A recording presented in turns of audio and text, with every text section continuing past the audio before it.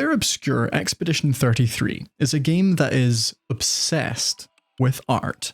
Its name, Clair Obscur, is a technique used by artists to create huge dramatic contrasts between light and dark areas. Its big bad is a goddess called the Paintress, and it's set in a fantasy version of Paris, perhaps one of the fine art capitals of the world. And for all the countless conversations this game has about art, my favourite of all comes from an audio log that you can very easily miss. It's in a random, optional level of the game, and it's a recording of the game's antagonist. He says, "Art can be a window, and art can be a mirror. And great art is both. Son, you'll never be a true artist if there's always a mask between you and the viewer, especially when the viewer is you."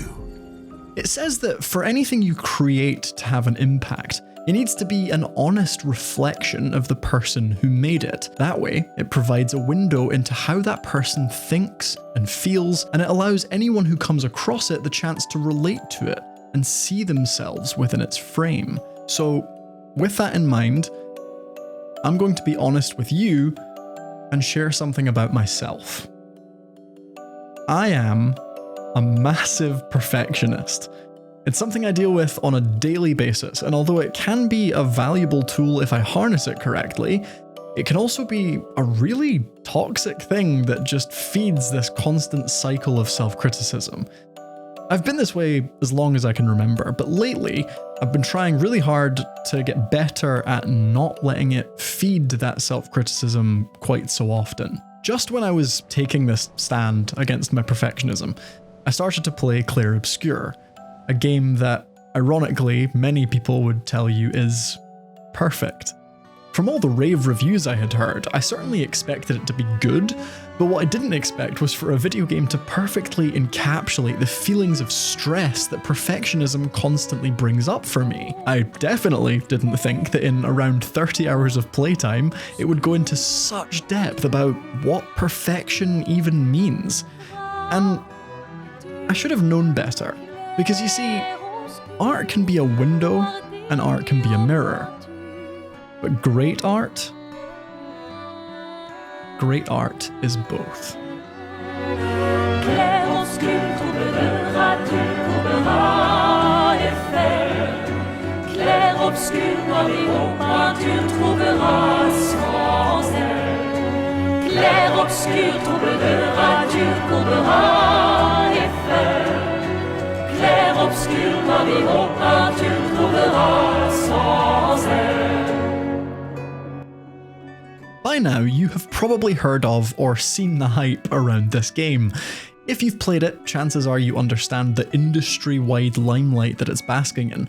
But if you haven't played it, it'd be so easy to see this as just another overblown RPG that surely cannot be as good as everyone would have you believe. I'm sorry if that's you, because I'm going to feed into that hype right now. Clair Obscur is as close as any video game comes to being perfect. It's a game that does everything well. It's a game that, no matter how many twists and turns it throws at you, no matter how shockingly traumatic or goofy and ridiculous it gets, it is truly exceptional at all of it. I'm not usually a fan of games that rely on parry mechanics. I'm not usually a JRPG fan, but this is firmly cementing itself as one of my favourite games of all time. And despite all that, I can't quite bring myself to call it perfect, and that is solely because of how eloquently this game deals with the idea of perfection.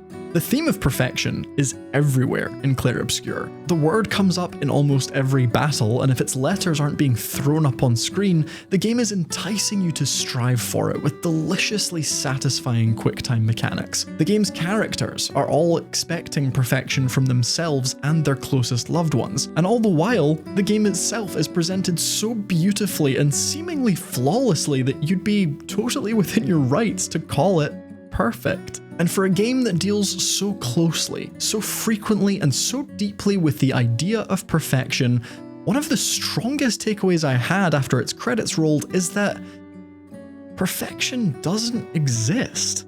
You can strive for it, you can work toward it, you can find your own personal definition of it, you can expect the world of yourself, and you will only ever find that nothing is perfect. No person is without flaw, no creation is better than your next one, no solution is ideal, no plan will ever be executed exactly how we hope, no way to grieve is ever truly perfect.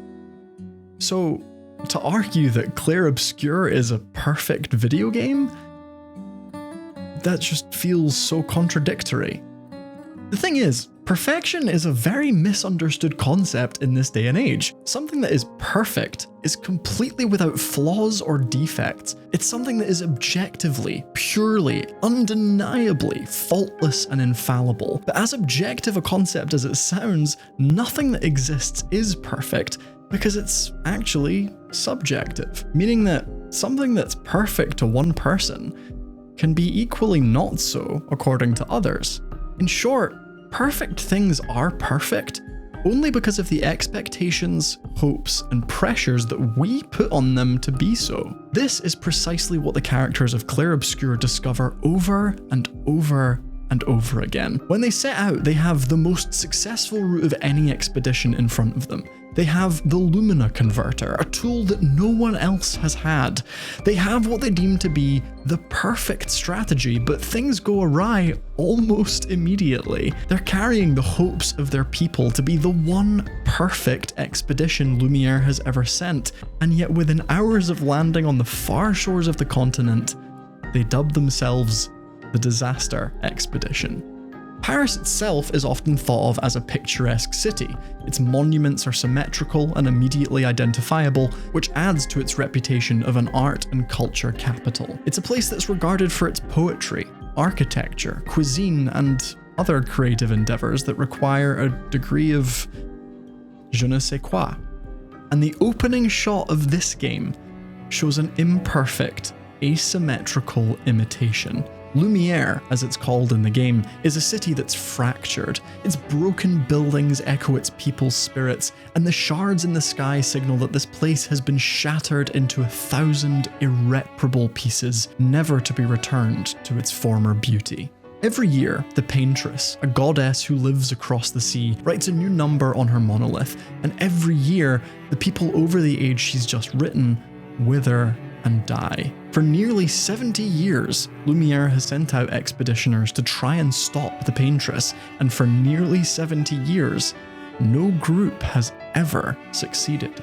That quiet, unspoken look of hopelessness on Gustave's face in the opening shots of the game tell you a lot about how the people of Lumière feel about expeditions now. They've seen generations of their people come and go. They've watched the unrelenting Paintress continue to erase them. Enshrined into their culture now are phrases like "tomorrow comes," "when one falls," and "for those who come after."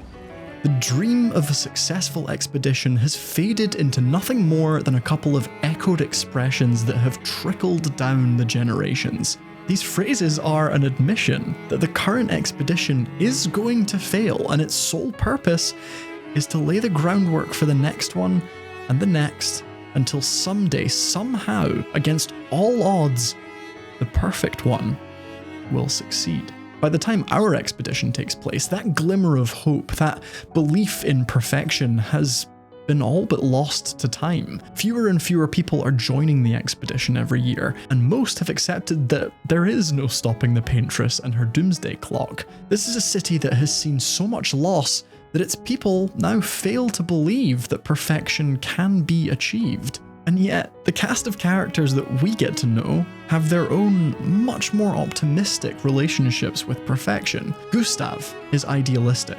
While he knows the odds of success are so slight, he fights to protect the people he loves because he knows that it's the only right thing to do. He believes that the perfect expedition is possible, but mainly because he refuses to let his loved ones down. Lune is logical above all else. Someone so well read and so intelligent shouldn't believe in fantasies of perfection, and yet she's the opposite. She uses her logic to strategize, to plan, to study. She follows protocol to the letter like only a perfectionist could. She knows the routes and plans of all the former expeditions, and you can tell that if there is one perfect path to victory, she's already studied it. To her, preparation is the path to perfection.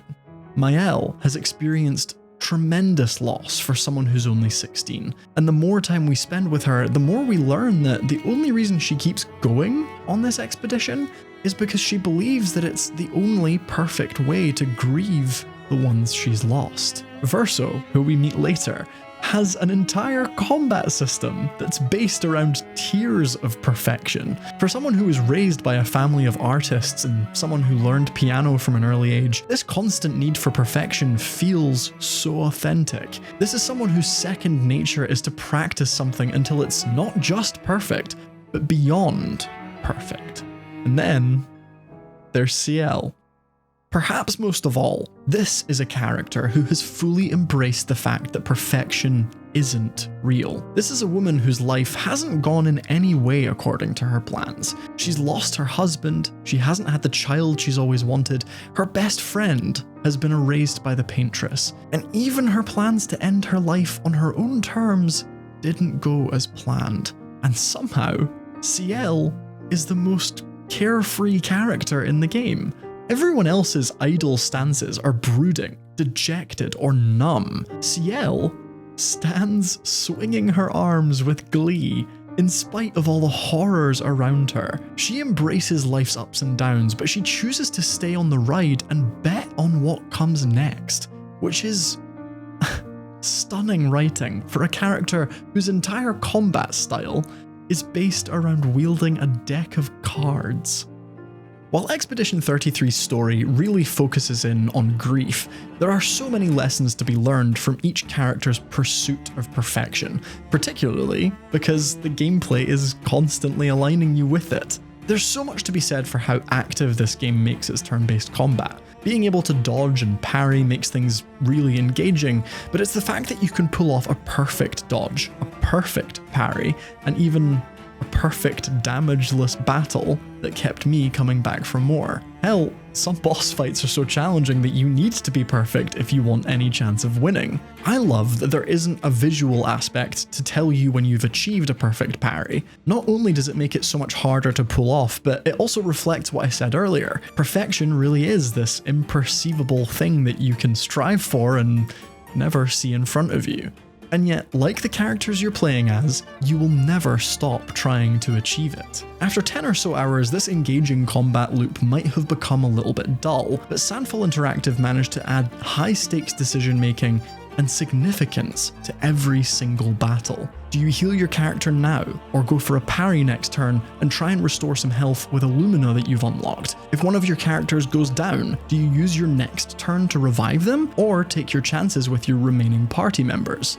Through maybe one of the best video game soundtracks of all time, every battle feels like its scale is epic and its consequences could be world-altering. And the second you start to feel more relaxed, you'll miss a parry and watch one of your characters lose their entire health bar in one hit. When you're down to your last chance to pull victory from the jaws of defeat, a written message comes up on screen saying, "The last stand of Expedition 33. It immediately reminds you of what's at stake here. This team is fighting to achieve that one perfect run that Lumière is counting on, and this could be where it all ends." Perhaps the ultimate irony of this game is that while so many of its character arcs suggest that perfection is unattainable, the game itself is presented so flawlessly. I don't like to paint too many games with the same brush, but there's one generalization I will comfortably make. In any game that isn't specifically trying to be a platformer, platforming always sucks. Clair Obscur Expedition 33 is a French-made JRPG with turn-based combat. It is not a platformer, and yet its platforming isn't janky. Its playable characters run, jump, and climb responsively based on your inputs. The enemy design is up there with the most horrifically beautiful bosses in any Souls game. The dreamscape environments are so imaginative and an absolute joy to run around in. The levels you explore are set out with precision so that you can take each one at your own pace, grinding against the enemies you enjoy fighting with. The level of challenge is sublime, and yet once you find your way of playing, you can utterly break the entire game and negate any incoming damage, which only prompts you to become a perfectionist in each battle you find. Then there's depth and replayability through the various character builds and party system, which don't even feel like homework to configure because of sublime UI. This degree of polish is rarely seen in games today, and it extends to the narrative too. The story of Clair Obscur has some heavy subject matter in it, but even that doesn't outstay its welcome because it's balanced out with excellent moments of levity through gestural beach minigames, as well as characters like Sciel and Manor who provide a much lighter tone. The game handles transitions from drama to comedy to horror with ease. Cinematography techniques from French noir films underpin Miles' nightmares with foreshadowing and intrigue. The narrative pacing happens in alignment with the way your characters level up. I could honestly go on and on. There's an undeniable air of flawlessness around Clair Obscur's game and narrative design that makes me think it must have been crafted by a group of perfectionists who have tortured themselves over every single detail. And yet, perfect is still a subjective word because, believe it or not, negative reviews of this game do exist. As flawless as I find it, there are people out there who didn't enjoy it. And you know what? That's fine. It only serves to prove my point. Perfection is not this objective quality, it's a subjective pedestal we put our favourite things onto while ignoring their smaller annoyances that we might usually have thought of as flaws. Because by the time the credits roll, any one of the main characters of this game would tell you that there is no perfect. Nothing is what these characters have expected it to be. There hasn't been a perfect strategy, a perfect way to grieve loved ones, a perfect rock to throw across the sea. Even the idea of perfection that the people of Lumière have been chasing doesn't live up to their expectations. Clair Obscur held up a mirror to my own perfectionism in ways that very few video games ever have. It showed me that the relationships we have with perfectionism can harm us and the people around us if we're not careful. But it also showed me that while perfectionism can be a toxic trait, to be a perfectionist in the first place demands a degree of great optimism because you always have to believe that things can be better. And as much as this game felt like a mirror, it also felt like a window. The fact that a studio like this can come out of nowhere and produce a video game this good, that only inspires me to harness my perfectionism to be more creative. Hell, I've hardly been trying to kill a goddess while making this video, but writing the script took me weeks because I wanted it to be as flawless as the game I'm talking to you about. But while typing away, rewriting, and trying different approaches, I tried my best to accept that no script I write will ever be perfect, and that's okay. Because even if this video hasn't been perfect, even if I come back months or years later and notice a small imperfection that annoys me, I know that it's going to lay the path for the next one I make to be better. Thank you so much for watching. I hope you enjoyed this video and could in some way relate to what I was saying. Are you a perfectionist? Is there a perfect video game in your eyes? If so, tell me about it in the comment section below. I want to thank each and every one of you who has subscribed to my channel because I just surpassed 10,000 subscribers, which is a milestone that I am really struggling to visualize, honestly. Thank you so much for helping me get here. I feel extremely lucky. If you are at all interested in talking to me about my content, video games, or even random topics like the economy of breakfast cereal, you can do that by joining my Discord server. The link is in the description, and it'd be amazing to see you there. Thank you again so much for watching, and tune in next time.